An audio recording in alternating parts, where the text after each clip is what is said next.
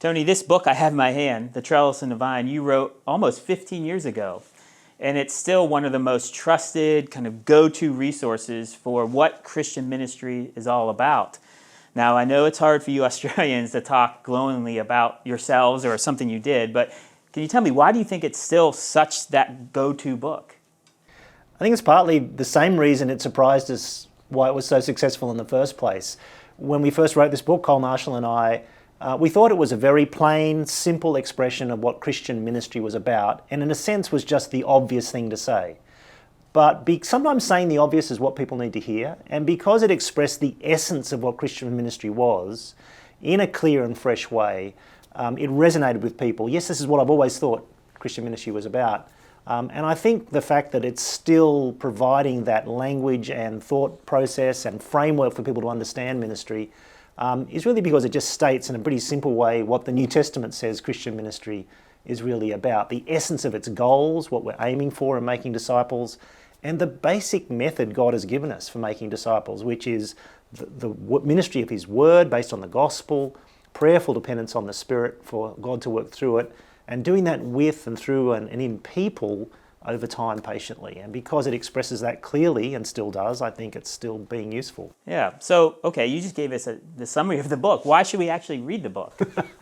I guess because what the book highlights and describes is how that essence of ministry, that basic kind of nutshell of what we're trying to do when we minister the gospel, how that gets supported by, facilitated by all kinds of structures and models we put in place, all the activities and programs of our church.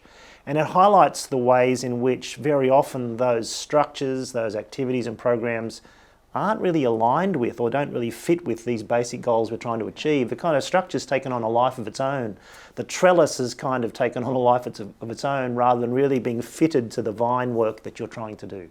And as the book unfolds and explains that, it clarifies, we've found for people, what the issues are in their own church. Yeah, no, that's helpful. But I also think, too, a lot of times, I mean, I get excited about a book, a new idea, and just say, I'll go read it. But then I come out of it saying, okay, I read this book, I'm with it, but now what? Yeah. Now what is the question people have asked us most, right, after reading this book? For 15 years, people said, now what? It's kind of why we wrote the follow-up book, The Vine Project. But essentially, the reason you say now what is because the process of bringing change to a church is not a simple process because we're not presenting a model. If we were presenting a model, here's the structure, here's what to do, just go do it, you could just go do it. But what we're saying instead is, here are the principles, the basic principles of Christian ministry. You're looking at your structures and everything you're doing and you're realizing it's not quite fitting and not quite working. Bringing change to that whole thing, starting with the principles, is something you have to do yourself in your church. It's not something you can't just get a model and come and plonk it into your context. You have to think through what does it mean to change the whole culture, the whole way we do everything here in our congregation in line with these principles. And so that's a process, right? Yeah, absolutely. And what I hear you saying, at least as my response to what you're saying is like, boy, I think I'd need some help doing that. So what could you suggest that we could do for help? Well, it's interesting. Over the last 15 years, our experience has been, we've written one book, we've written a second book that explains the change process. But we've found as we've talked with people, and this is the way change always works, having an outside voice, having someone who's talked and thought through this a lot over time really helps you in having your own conversation. Just having someone to bounce ideas off, someone to give advice in the process. And that someone is someone like you, Marty. I mean, you've been doing this here at Old North Church in Canfield for the last 10 years, trying to figure out how the culture should change and what to do to implement these principles on the ground.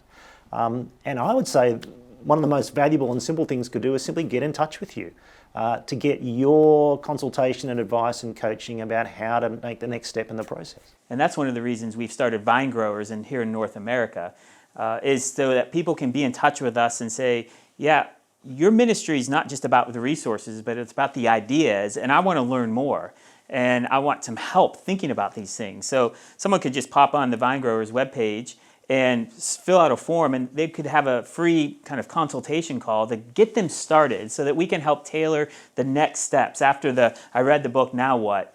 as opposed to kind of just trying different things. They can get tailored next steps of where to go, what resources to put in play where, and some very practical things to do with their leaders. And that's what Vine Growers is all about.